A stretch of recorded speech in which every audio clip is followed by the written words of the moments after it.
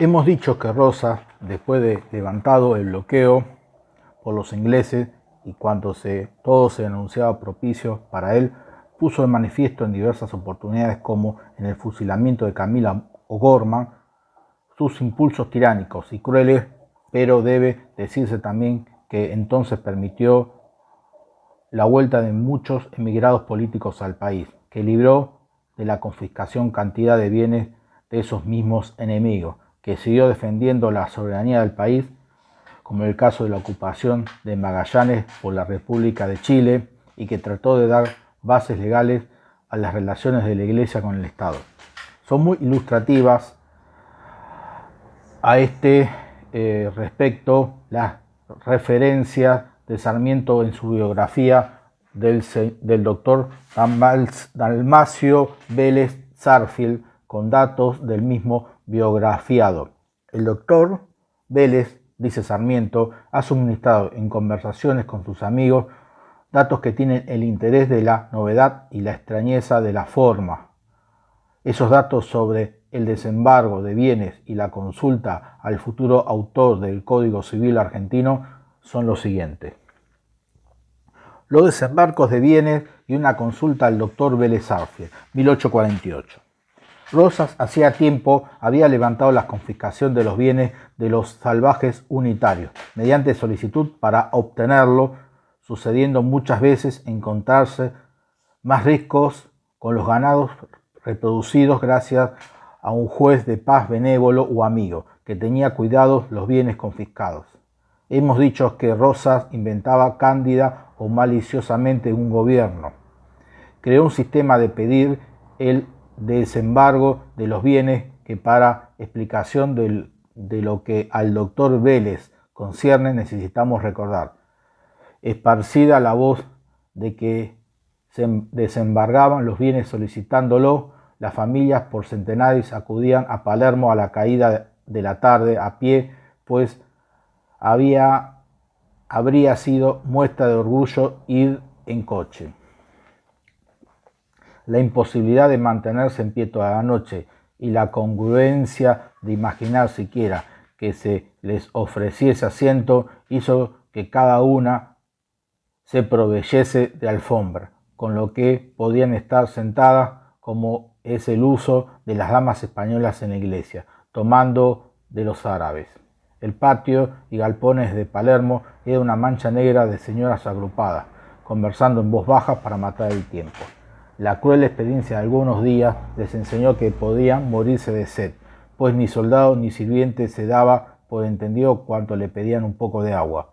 Cada familia llegaba consigo una botella del referido líquido, a que se añadían bizcochos u otras ligeras colaciones. Entre las 11 y las 12 de la noche, nunca antes, salían un edecán y con voz estertórea gritaba desde la puerta del palacio: fulano de tal. Su familia acudía al llamado y se le entregaba proveída como se pide la solicitud de desembargo. A veces 2 eran llamadas, rara vez 3 en una noche, con lo que se dispersaba la concurrencia, debiendo volver al día siguiente. Pues se notó luego que si un solicitante era llamado y no respondía, no se le entregaba una solicitud después, y quedaba postergada indefinidamente. Meses y meses duró la romería, sin alterarse en un ápice el ceremonial, habiendo muchas familias, muchísimas, que asistieron sin faltar una sola noche. De este enojoso formulario fue exceptuado el doctor Vélez, cuando solicitó entrar en la posesión y el goce de lo que sus bienes se conservaba. Si bien las calculadas demoras le hicieron esperar largo tiempo, hasta que un día fue llamado y Manuelita puso en sus manos, despachada favorablemente, solicitud, acompañando la entrega con tales muestras de deferencia y afecto que debieron sorprender al solicitante, pero que los hechos posteriores confirmaron, no debiendo, como lo exigían las circunstancias, negarse a la exigencia amigable que se le hacía, de dejarse ver en Palermo algunas veces. Esta circunstancia dio lugar entonces y más tarde a malevolentes críticas. Refiriéndose a estos cargos, el doctor Vélez ha suministrado en conversaciones con sus amigos los siguientes datos que tienen el interés de la novedad y extrañeza de la toma. Llamado poco después a Palermo, Manuelita le anunció que Tatita necesitaba tener una conferencia con él, señalándole el día. Es de imaginarse la sorpresa primero, la ansiedad después, hasta llegado el día indicado. ¿Qué será? ¿Qué no será? Vuelto a Palermo, la conversación fue como siempre familiar y sobre materias indiferentes. A esto de las 12, un ligero movimiento de una puerta llamó la atención a Manuelita, que se levantó, entró hacia adentro y volvió a salir, diciéndole: Tatita lo aguarda, entre por esa puerta. Palpitándole el corazón de sobresalto, llegó hasta donde divisaba bajo el corredor la figura de Rosas, de pie, con su sabanilla o poncho colorado y sombrero de paja, de grandes alas, que era su traje habitual en Palermo. Después de los saludos de uso, Rosas principió un monólogo sobre su gobierno o su situación, interrumpido tan solo juntando las manos, elevándolas al cielo e inclinando la cabeza devotamente por esta observación.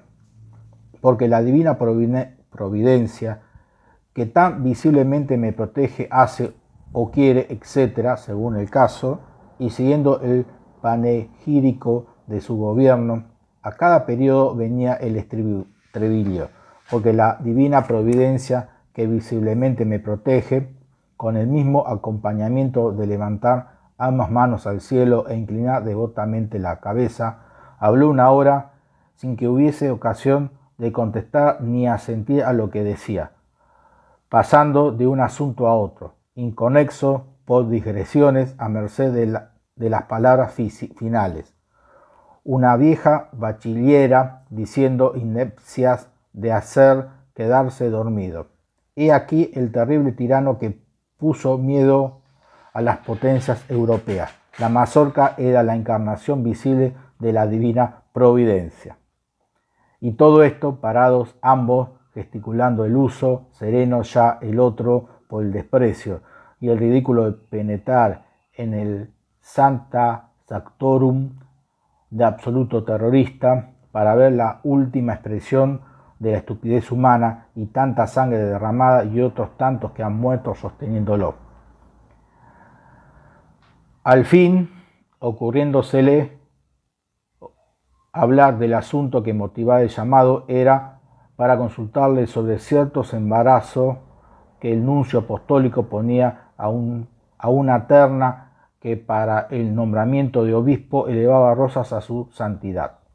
Informado del caso, el doctor en teología le contestó que era errado el procedimiento, que las iglesias americanas no presentaban terna al Papa, sino que sus gobiernos, creado vicario el de España, aún antes de la elección de todas ellas, proveían por su propio derecho a la colación de todos los oficios y presentados los obispos al Papa para la concesión del palio. Desatóse entonces Rosas en improperios contra su ministro, acusándolo de ignorante, lamentándose de no tener quien lo ayudase, y cómo rogase a Vélez que le hiciese un borrador de la nota que debía pasarse al nuncio, reclamando ese derecho. El doctor se negó a ello, ofreciéndole en cambio escribir un tratado en que estuviesen expuestos los principios del derecho canónico americano en relación con el Estado y la práctica secular establecida, con lo que terminó la conferencia. Este es el origen del Tratado del Derecho Público y Eclesiástico en relación con el Estado, que corre impreso, y la única compilación razonada que se ha hecho en América de nuestro derecho canónico en cuanto al patronato y nombramiento de funcionarios eclesiásticos. Domingo Faustino Sarmiento. Una visión de Palermo desde fuera nos da el escritor francés Xavier Magnier, de su libro Lettres sur l'Amérique, que ha sido traducido al castellano por el autor de este libro, de la parte relativa al Río de la Plata con el nombre de Buenos Aires y Montevideo en 1850. La Quinta de Rosas en 1850.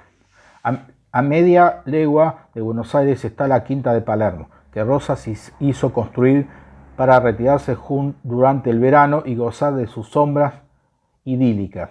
Rosas ha hecho de Palermo, desde hace algún tiempo, el arcanum habitual de sus altas combinaciones políticas, una especie de Versalles. El camino que comunica a Palermo con la ciudad sería en cualquier parte considerado como un excelente camino. En efecto, se hallaba apisonado como un sendero de parque inglés y alumbrado por la noche con 2 líneas de reverberos, como una avenida de los Campos Elíseos. A mitad de camino, en dirección a su palacio, existe un campamento de caballería permanente, y dícese que la quinta no tiene centinelas ni guardias. La verdad es que puede uno llegar a ella sin encontrar una bayoneta y aún pasearse por ella sin dificultad. La casa es construcción de vastas proporciones, con varios patios como las casas españolas, y galerías o arcadas a la manera de las mezquitas turcas. Está rodeada por un jardín que se han hecho grandes gastos porque se formó sobre un terreno pantanoso.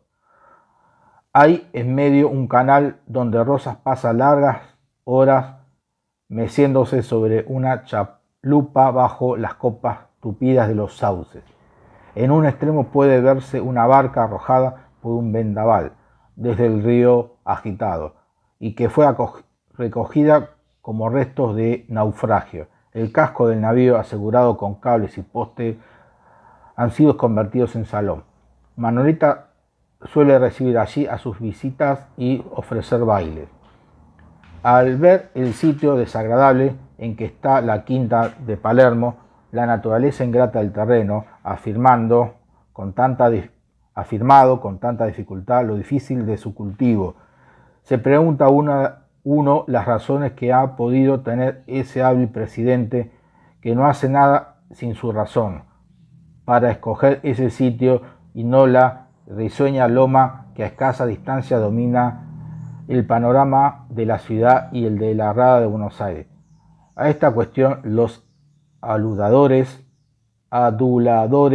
de Rosas responden con voz melancólica que existe en esos terrenos una modesta casita donde en otra época habitó el padre del dictador. Rosas no pudo abandonarla y, llevado de su afecto filial, se dispuso a embellecerla. Otros que pretenden estar mejor informados dicen que la casa perteneció a su querida esposa, su incomparable encarnación. Estas 2 historias son muy conmovedoras, pero tienen el gran defecto de ser completamente falsas. Todo el mundo sabe que Rosas fue un mal hijo. Para los que conocen la vida íntima de Rosas, es evidente que Palermo no ha sido consagrado a ningún recuerdo piadoso. Esa dificultosa fundación no puede atribuirse sino a una de sus tantas rarezas de carácter, o al deseo de tener como Luis XIV su dispendio Marly, Xavier Marmier. Algo del ambiente que reinaba en Palermo y de la irritación o despecho con que servían al dictador ciertas personas que aparecían oficialmente como sus adictos trascienden de este pequeño relato de Antonio Reyes en su libro Indicación y Memoria, ya citado. Un extraño visitante en Palermo. No recuerdo ahora la fecha exacta en que tuvo lugar lo ocurrido con el señor Sommiera, padre del doctor Don Andrés, pero sería fácil saberlo por la fecha de la memoria sobre el Paraguay que dicho señor escribió y dedicó a Rosas, y que fue publicada en la Gaceta Mercantil de 1849 o 1850. Lo que sí puedo asegurar de que el referido caballero pidió al gobernador una suma de dinero por medio de una carta y con tal motivo fue llamado a Palermo. Ese mismo día había sido llamado yo también, por razón del servicio, y cuando llegué encontré paseándose por los corredores de aquel edificio al señor Somellera. Un rato había transcurrido cuando se me llamó al despacho de su excelencia, y al entrar encontré al señor gobernador entregando al escribiente don Luis Fontana un dinero y diciéndole: entregue usted ese dinero al señor Somellera y que le firme el recibo que usted lleva hecho. Y dirigiéndose a mí agregó: y usted vaya también y presencie la entrega que haga el señor. Fontana y yo salimos a cumplir el mandato que recibimos. Entramos en la sala que servía de oficina. Fontana puso el dinero sobre una mesa, como 30.000 pesos moneda corriente. Salió al corredor y llamó al señor Somellera. Sentado frente al dinero, le dijo: sírvase contar. ¿Para qué?, interrogó el señor Somellera. Porque su excelencia me ordena que le entregue a usted este dinero contándolo antes. Entonces lo tomó el señor Somellera, lo contó, y cuando terminó la operación interrogó a Fontana. ¿Este dinero es para mí? Sí, señor, le contestó. Acto continuo lo guardó en su bolsillo y se disponía a retirarse cuando Fontana le entregó el recibo que llevaba preparado y le dijo: es necesario que usted me firme esta constancia de la entrega. El señor Somellera se resistió, empleando palabras duras que seguramente iban a producir un conflicto. Me apresuré a intervenir en el acto, observándole en los mejores términos que el señor Fontana tenía que acreditar a su excelencia la entrega de la suma que acababa de recibir y que el recibo no tenía otro objeto. El señor Somellera, mirándome con fuerza, tomó la pluma y firmó. Enseguida me tomó del brazo y me llevó al costado sur del edificio. Allí se encontraba el muro del salón que servía de capilla y en cuya parte de entrada había asientos a un lado y otro. Ni una palabra en el trayecto. Al llegar a ese lugar, que se encontraba completamente solo, el señor Somellera se detuvo y me dijo con voz natural pero alterada: ¿es usted porteño? Sí, señor, le contesté. Y luego, aumentando su indignación, agregó: ¿y no le hierve a usted la sangre al tener que seguir a este malvado, ignorante y brutal? Le pedí que se calmase, que no sabía con quién estaba hablando, que esos desahogos no se tenían con alma viviente. Me contestó que no, que le bastaba saber que yo era porteño, que había padecido mucho y todo por causa del malvado que gobernaba. Le volví a pedir que guardase sus rencores porque en aquel sitio y momento no me parecía que era justo él manifestarlo. Con mis observaciones procuraba darle a entender que mal cuadraban las quejas y los insultos contra un hombre del cual acaba de recibir una suma de dinero, atendiendo el pedido que se le había hecho. Al separarnos, el señor Somellera me exhortó a que conservara mi dignidad y no me corrompiese en aquel foco de inmundicias. Puede comprenderse cuál sería el estado de mi espíritu si se toma en cuenta que esa conversación, ese desahogo imprudente tenía lugar nada menos que en la puerta de una sala donde con frecuencia se paseaba Rosa, sea para descansar o para meditar sobre algún asunto. ¿Habría oído algo? ¿Habría entrado allí? En medio de esas dudas me encontraba, cuando su excelencia me llamó para despacharme. Entré a la pieza donde escribía y como se encontrase escribiendo, esperé. En un extremo había una mesita y allí se encontraba ocupado Fontana, copiando un borrador. Cuando el señor gobernador dejó la pluma, se puso a andar paseando varias veces delante de mí, con aire pensativo. De pronto se detuvo y me preguntó: ¿trajo los papeles? Sí, señor, le contesté. Y luego continuó con una mirada investigadora. ¿Es verdad? Hoy le mandé a usted que fuese con el señor Fontana y presenciara la entrega del dinero que mandé al señor Somellera, y hasta ahora nada me ha dicho. Ni sé si el hombre quedó agradecido o me maldijo, textual. puesto que usted quedó hablando con él, según me dijo Fontana. Me quedé aterrado sin saber qué decir ante una pregunta hecha con disgusto y que más parecía tendiente a confirmarse en una cosa sabida por el señor gobernador. Vacilé, miré a Fontana para ver si me hacía alguna seña, lo cual no conseguí, porque continuaba escribiendo con la cabeza inclinada. Pronuncié algunas palabras cortadas, representándoseme la escena ocurrida con el señor Somellera, no quedándome casi duda que Rosas había oído toda la conversación, pues suponía que había estado paseándose en la sala a cuya puerta ocurrió lo ya referido. Yo sabía muy bien que el gobernador no permitía que se le engañase, pues consideraba que era una burla el no decirle la verdad, que había de decirle mi situación. Si lo engañaba, era yo hombre perdido. Si decía la verdad, ¿qué sucedía a aquel hombre que en momentos de recibir un beneficio se expresaba de modo que lo había hecho? Confieso que involuntariamente y sin saber lo que hacía, contesté como un idiota. El señor ya no recordaba, quedó el... sí, señor, ya no recordaba. Quedó el señor Somellera sumamente agradecido y se fue muy contento.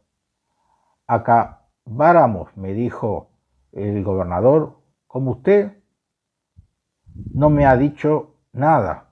Yo también respiré entonces y me repuse de mi aturdimiento. Poco rato después me despachó Antonino Reyes. Si Palermo representaba el aspecto más civilizado y amable de don Juan Manuel Santos Lugares con su famosa prisión, allí se fue fusilada Camila O'Gorman, su campamento de indios y sus cuarteles eran una expresión más áspera y torva de la dictadura. Xavier Marmier lo ha descrito así en su citado libro, Santos Lugares, 1850. En Santos Lugares hay otra población india. Se cuenta allí más de 1.800 individuos establecidos en chozas de barro cubiertas de juncos.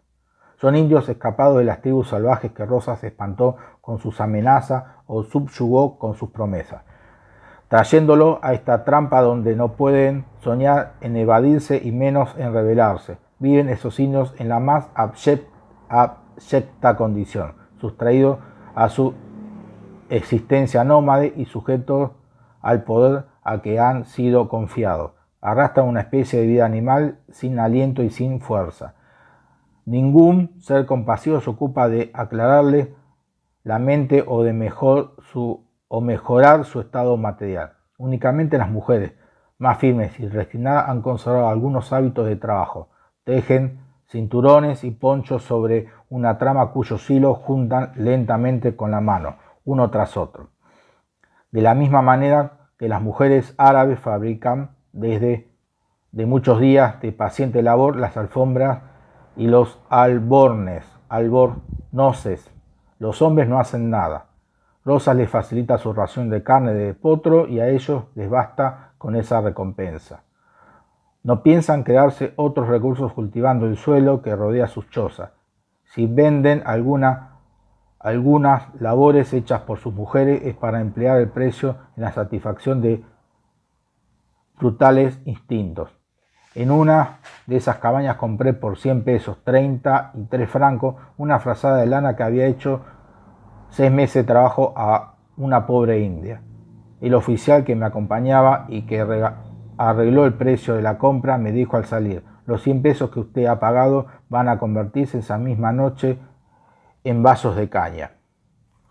Hacia cada lado del sitio que ocupaban los indios se extienden las alas del campo formado por Rosas hace 10 años, sobre una especie de 2 leguas y que encierra unos 5.000 hombres divididos en 3 divisiones, infantería, caballería y artillería, mandadas por 3 coroneles y un general.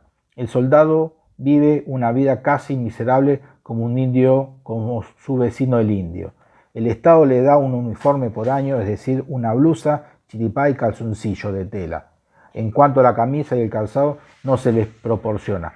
También les acuerda el Estado una ración de carne por la mañana y 20 pesos por mes, unos 6 francos y medio. Tampoco se le da leña ni pan. El soldado se construye un rancho con barro y algunas ramas de árboles, sin cumplir las prescripciones de la iglesia. Lleva consigo una mujer complaciente que comparte su pobreza y a su vez gana algunos pesos ocupándose de lavar y arreglar la ropa blanca de los jefes de la legión. Un teniente dispone de un alojamiento construido más o menos como el del soldado, pero más grande y alhajado con 2 o 3 sillas.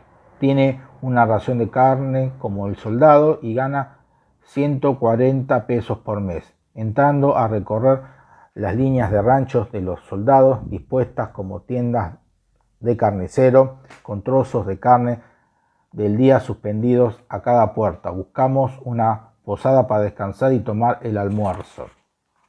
Pero tal cosa no existe en esta ciudad guerrera con 5.000 hombres. No hay más que una estrecha y sucia pulpería ocupada por aquellos guerreros felices que pueden pagar al contado o tomar a crédito un vaso de caña. A falta de una cama o siquiera de unas sillas, nos sentamos a la sombra de un árbol para componer nuestra ecloga como los pastores de Virgilio. Uno de los compañeros recuerda que conoce a un coronel. Este alto funcionario nos recibe con solicita cortesía. Uno de los ayudantes conduce nuestros caballos a pastar. Otro nos abre la puerta del salón de recepciones. ¿Y qué salón? El suelo desnudo, las paredes blanqueadas con cal, a un lado un banco, al otro 2 sillas, en el medio una mesa de pino. Por ventura traemos nosotros pan y vino y algunas provisiones. Hemos tenido esa precaución. Solo nos faltaban los utensilios para almorzar. Después de registrar mucho en un armario, la mujer del coronel, ayudada por dos sirvientas, ha terminado por descubrir algunos tenedores arrumbrados, 2 o 3 cuchillos, 5 vasos de diferentes dimensiones.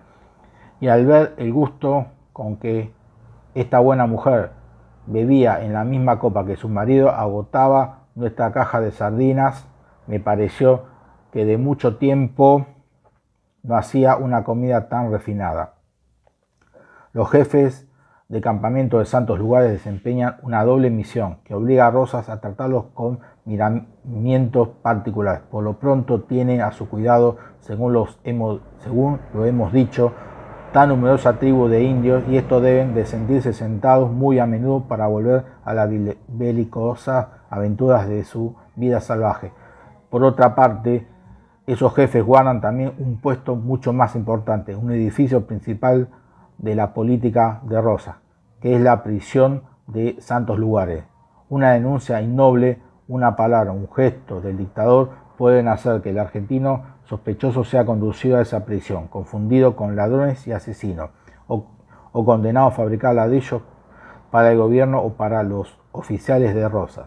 Una vez que han pasado ese puente de los suspiros, nada se sabe ya de él, y se encuentra como el uso desgraciado a quien la quipita conduce a Siberia, lo separa del mundo entero y lo priva de toda comunicación con sus amigos. No tiene derecho a ninguna reclamación ni abogado alguno puede tomar su defensa. Ha sido encerrado así por la voluntad de Rosas y no saldrá de allí sino por la voluntad, en un día de clemencia, en una hora de capricho del legislador todopoderoso.